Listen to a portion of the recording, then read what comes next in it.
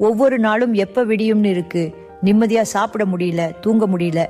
வாதம்னு சொல்றாங்க, எலும்பு தேய்மானம்னு சொல்றாங்க, மூட்டு மாத்தணுமாம், தண்டுவடத்துல சின்ன ஆபரேஷனாம், ஆனால் சரியாகுமானா உத்தரவாதம் இல்லையாம். அட ஆண்டவா, என்னால வலிய தாங்க முடியல. வலி மாத்திரை போட்டுட்டே இருந்தா அடுத்து எந்த உறுப்பு எப்படி பாதிக்கும்னு தெரியல.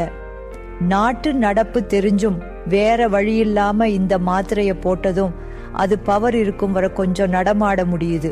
மறுபடியும் ஆரம்பிச்சிடுதே, இதுக்கு ஒரு விடுதலையே இல்லையா? இப்படித்தான் அம்மாவோட ஒவ்வொரு நாளும் வேதனையில புலம்புவாங்க. அவங்க இப்படி அவஸ்தப்படும் போது என்னால எப்படி நிம்மதியா தூங்க முடியும்?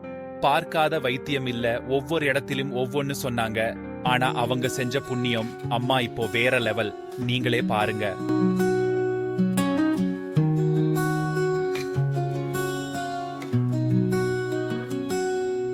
பல பார்க்கத்தான் 60 வயசு, ஆனா 20 வயசு. எங்கள் மாவே தந்த மகிழ்ச்சி, மசிலாம் எப்போதும் குளிர்ச்சி. இளமை திரும்புதே, வாழ விரும்புதே, மாவள்